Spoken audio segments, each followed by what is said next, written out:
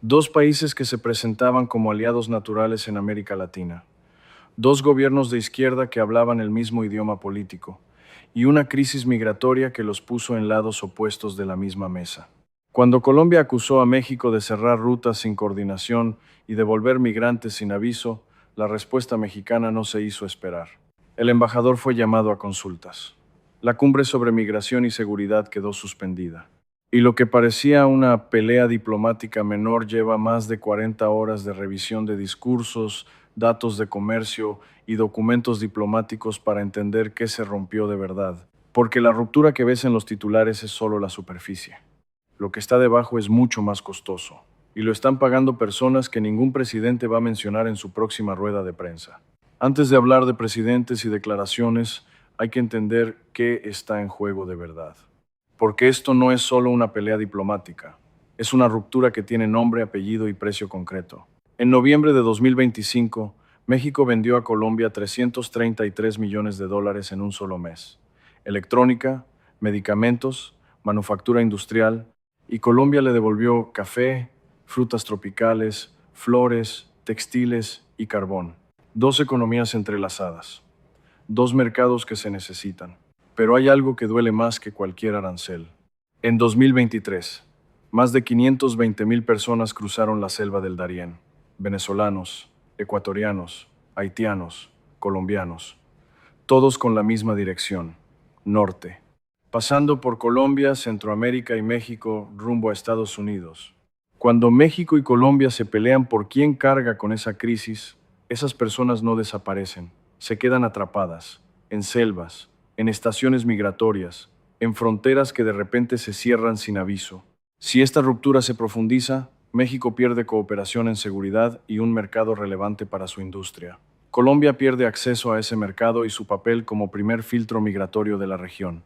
Y tú pierdes algo también, el precio del café que tomas cada mañana, los empleos en fábricas que exportan y la estabilidad de una frontera sur que ya está al límite.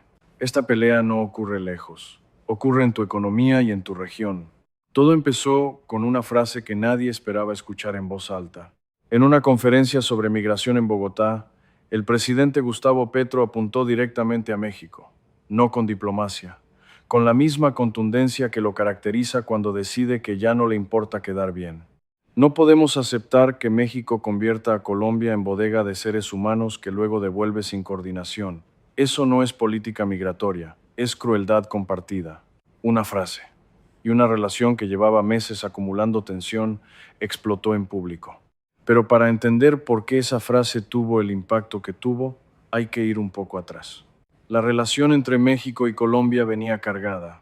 No era odio, tampoco era amistad sin grietas. Era algo más complicado.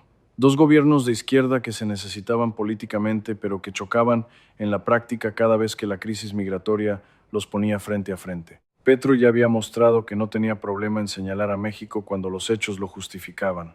En 2025, cuando dos músicos colombianos fueron asesinados en el Estado de México, Petro lo vinculó públicamente con la guerra contra las drogas. Con ese modelo que, dijo, produce violencia en toda la región, Sheinbaum bajó el tono. Dijo que no entraría en debate, que la investigación seguía su curso, que eso no afectaría las relaciones diplomáticas. Pero el agravio quedó registrado. Y cuando Petro volvió a disparar, esta vez sobre migración, México ya no tenía margen para seguir bajando el tono sin perder credibilidad. La respuesta de la Cancillería mexicana llegó ese mismo fin de semana. El embajador de México en Bogotá fue llamado a consultas. Y la cumbre bilateral sobre migración y seguridad que estaba programada para un mes después, con agenda cerrada, vuelos reservados y equipos técnicos listos, quedó suspendida indefinidamente. En diplomacia, suspendida indefinidamente es una forma elegante de decir cancelada. Sheinbaum salió a declarar con el tono que ya conocemos, firme pero sin romper del todo. México rechaza cualquier intento de culparnos unilateralmente de una crisis que es regional. No aceptamos que se use nuestra política migratoria como chivo expiatorio, pero mantendremos abiertos los canales diplomáticos. Dos frases que decían dos cosas al mismo tiempo. No vamos a tolerar esto, pero tampoco vamos a romper. Era exactamente la misma dualidad que había usado con Trump. Dureza en público, canales abiertos en privado. Pero esta vez el contexto era distinto, porque Petro no es Trump, no tiene los aranceles ni el ejército más grande del mundo. Lo que tiene es algo igualmente poderoso en el tablero latinoamericano, la capacidad de instalar narrativas que obligan a todos los demás a reaccionar. Y los medios hicieron el resto. En cuestión de horas, los titulares ya hablaban de ruptura total, de guerra económica inminente, de dos países que habían sido aliados naturales convertidos en rivales. México llama a consultas a su embajador en Bogotá, crisis abierta por migración. Colombia acusa a México de devoluciones inhumanas. La relación entra en zona roja. El patrón era idéntico al que ya habíamos visto con Argentina, con Perú, con cualquier conflicto diplomático que tuviera los ingredientes correctos para alimentar al algoritmo. Una declaración fuerte, una respuesta oficial, una cumbre cancelada, y titulares que convertían una crisis grave en apocalipsis total antes de que cualquier canciller pudiera matizar nada. Pero hay algo que esos titulares no preguntaron. Mientras los presidentes se lanzaban frases y los diplomáticos cancelaban vuelos, ¿qué pasaba con las 520,000 personas que ese año habían cruzado la selva del Darién? ¿Qué pasaba con los migrantes que ya estaban en tránsito entre Colombia y México cuando la cooperación entre ambos países se congeló de la noche a la mañana? Esa es la pregunta que nadie en ninguna rueda de prensa respondió. Y la respuesta es más dura de lo que cualquier titular se atrevió a contar. Hay una pregunta que ningún presidente respondió en ninguna rueda de prensa. Mientras México y Colombia se lanzaban declaraciones y cancelaban cumbres, ¿qué pasaba con las personas que ya estaban en la ruta? No las que iban a salir, las que ya habían salido. Imagina esto, una familia venezolana, madre, padre, 2 hijos. Llevan semanas caminando. Cruzaron el Darién, esa selva entre Colombia y Panamá, que en 2023 tragó a más de 520,000 personas. Ahogamientos, violencia sexual, robos, cuerpos que se quedan en el lodo sin nombre y sin registro. Llegaron a Necoclí, un puerto en el Caribe colombiano que en los peores momentos ha concentrado a más de 19,000 migrantes esperando embarcaciones que no llegaban, sin agua suficiente, sin comida, sin techo, pero lo cruzaron todo, porque al otro lado estaba México, y después de México Estados Unidos, hasta que México dejó de coordinar con Colombia, y la puerta que parecía entreabierta se cerró de golpe. Cuando los gobiernos rompen la coordinación migratoria, las personas no desaparecen de la ruta, se quedan atrapadas en ella. Naciones Unidas lo documentó con una frase que debería aparecer en todos esos titulares de guerra económica. Los cambios de política migratoria están teniendo un impacto devastador en la vida de los migrantes. No en la vida de los presidentes, en la vida de los migrantes. Médicos Sin Fronteras va más lejos. Sus equipos en México y Centroamérica describen lo que encuentran en la ruta: enfermedades sin tratar, heridas abiertas, trastornos de salud mental severos, violencia sistemática, y una respuesta institucional que no alcanza para cubrir ni una fracción de las necesidades. La OMS advierte que los refugiados y migrantes tienen tasas más altas de depresión, ansiedad y estrés postraumático que la población local, que el riesgo de suicidio crece cuando la ruta se cierra sin salida clara. Eso no es una estadística, es una persona, son miles de personas. Pero el precio humano no solo lo pagan quienes caminan. En una cooperativa cafetera, en el suroeste de Colombia, docenas de familias habían abierto mercado en México durante los últimos años. Café de especialidad, pedidos regulares, un ingreso que permitía pagar escuela, salud, deudas de cosecha. Cuando la crisis diplomática estalló, los pedidos empezaron a cancelarse. No por decreto, no por arancel oficial, por algo más silencioso y más dañino: la incertidumbre. Los compradores mexicanos dejaron de renovar contratos porque nadie sabía qué iba a pasar. Las familias de la cooperativa dejaron de tener certeza sobre su ingreso de temporada. Nadie los mencionó en ninguna declaración presidencial. Nadie les preguntó si estaban de acuerdo con la ruptura. Hay una frase que los diplomáticos usan cuando quieren suavizar una crisis. Dicen que el conflicto es entre gobiernos, no entre pueblos. Pero cuando una familia venezolana queda atrapada entre una frontera que se cierra y una selva a la que no puede volver, la diferencia entre gobierno y pueblo desaparece. Y cuando una familia cafetera pierde sus contratos porque 2 presidentes se lanzaron frases duras en una conferencia, esa distinción tampoco sirve de nada. El precio de esta ruptura no lo pagan Sheinbaum ni Petro, lo pagan personas que nunca eligieron estar en medio de esta batalla. Y esa es la parte que ningún titular de guerra económica te va a contar. Antes de que alguien declare una guerra económica, hay algo que siempre ocurre primero. Alguien firma un decreto, alguien notifica a la OMC, alguien publica en el boletín oficial la lista de productos bloqueados, los aranceles de castigo, las restricciones financieras. Una guerra económica deja huellas en los registros de aduana, en los reportes de comercio, en los organismos internacionales. Entonces busquemos esas huellas entre México y Colombia. No hay aranceles punitivos, no hay sanciones financieras, no hay prohibiciones de importación ni exportación, no hay ninguna notificación a la OMC de restricciones comerciales entre ambos países. Lo que sí hay, en noviembre de 2025, en plena época de titulares sobre ruptura y crisis diplomática, es esto. México vendió a Colombia 333 millones de dólares y Colombia le vendió a México 118 millones. En un solo mes, eso no es una frontera cerrada, es una autopista con tráfico intenso. Y hay algo más sorprendente todavía. En marzo de 2025, mientras algunos medios hablaban de ruptura inminente, las cancillerías de México y Colombia anunciaban exactamente lo contrario. Más mesas de trabajo. Un grupo de alto nivel de seguridad para coordinar migración y control aduanero.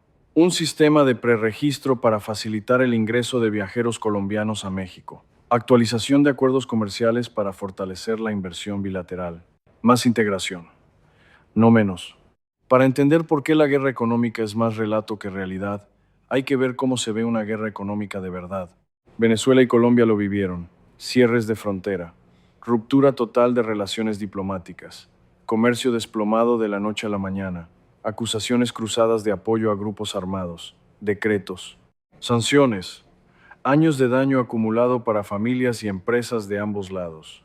Dentro de la comunidad andina, choques arancelarios entre Colombia y Ecuador han puesto en riesgo a organismos regionales enteros y golpeado exportaciones agrícolas que tardan años en recuperarse. Eso es una guerra económica. Lo que hay entre México y Colombia es otra cosa.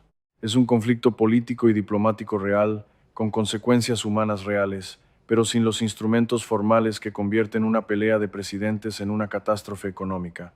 Por ahora, porque aquí está la advertencia que ningún comunicado oficial menciona, el lenguaje importa.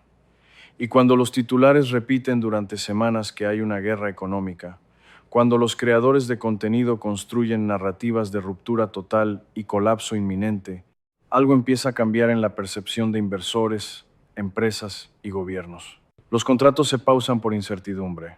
Los pedidos se cancelan sin que haya ningún arancel que los justifique. Las cooperativas cafeteras pierden clientes mexicanos que prefieren no arriesgarse mientras la situación no esté clara.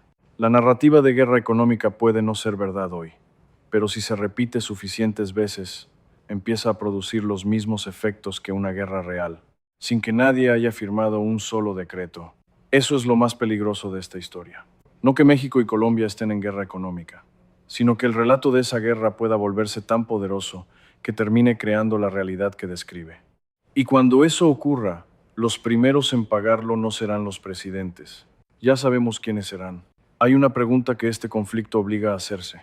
¿Qué pasa si México y Colombia deciden de verdad convertir esta crisis en una guerra económica? La respuesta corta es, los dos pierden. Y pierden mucho más de lo que cualquier presidente está dispuesto a admitir en público. Pero hay algo más importante que esa respuesta. México y Colombia llevan 200 años construyendo una relación. No es retórica diplomática. Es un entramado real de instituciones, acuerdos, mecanismos y dependencias que hacen muy costoso romper del todo.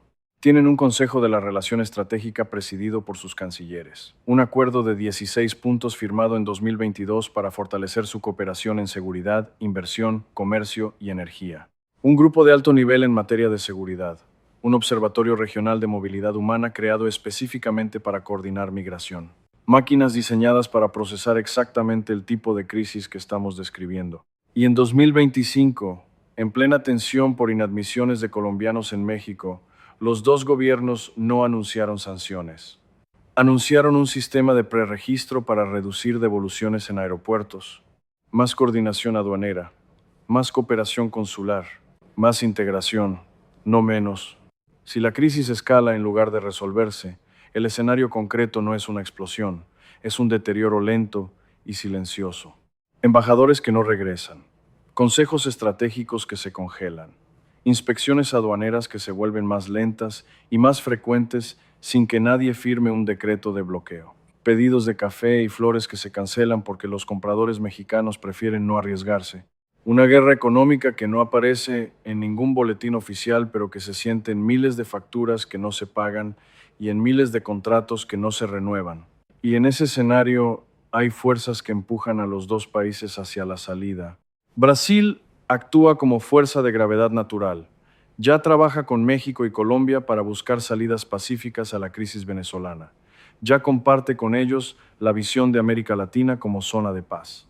En un conflicto bilateral puede ser el mediador que ninguno de los dos quiere pedir, pero que los dos necesitan. La ONU tiene un precedente concreto. En 2026, México, Colombia, Brasil, Chile, Uruguay y España le pidieron al secretario general que usara sus buenos oficios para desescalar tensiones en la región. El mismo mecanismo funciona para conflictos bilaterales, y hasta Trump, paradójicamente, empuja hacia la salida. Porque una ruptura profunda entre México y Colombia complica la agenda de Washington en migración y drogas. Y a Trump le conviene que sus vecinos cooperen, no que se peleen entre ellos. Pero aquí está el mega payoff de esta historia. Cuando preguntas quién va a ganar esta ruptura, la respuesta más honesta es que nadie puede ganarla. México y Colombia están demasiado entrelazados en comercio, migración, seguridad y diplomacia regional como para permitirse una guerra económica real. 5.000 millones de dólares anuales en intercambio comercial. Cientos de miles de migrantes que dependen de que ambos países coordinen. Mecanismos institucionales que tardan años en construirse y días en destruirse. Si la guerra existe hoy, existe sobre todo en los titulares, pero las víctimas, si alguna vez se vuelve real, ya tienen nombre y rostro. Son la familia venezolana atrapada entre dos fronteras que se cerraron sin aviso. Son las familias de la cooperativa cafetera que perdieron sus contratos mexicanos sin que nadie les preguntara si estaban de acuerdo. Son los migrantes varados en puertos colombianos esperando una embarcación que no llega porque dos presidentes se lanzaron frases en una conferencia. Entonces hay tres caminos posibles desde aquí. El primero es usar los mecanismos que ya existen, reinstalar la cumbre cancelada, activar el Consejo de la Relación Estratégica, dejar que la maquinaria institucional haga lo que fue diseñada para hacer. El segundo es mantener la crisis en modo guerra de relatos. Presidentes que se lanzan frases duras en público y negocian en privado.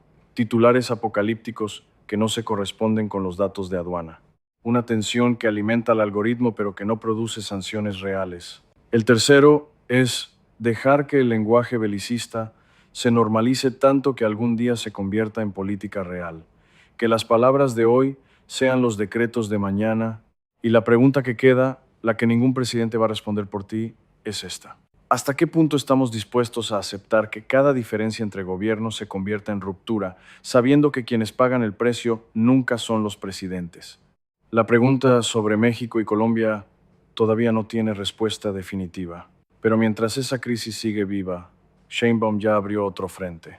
Esta vez no es con un país que le lanza frases en una conferencia. No es con una potencia que amenaza con aranceles y tropas. Es con un aliado que nadie esperaba ver en esa posición. Chile, porque lo que está pasando entre México y Chile no es una pelea de palabras. Es una decisión de control económico que cambia las reglas del juego para toda la región. Y eso es exactamente lo que analizamos en el siguiente video.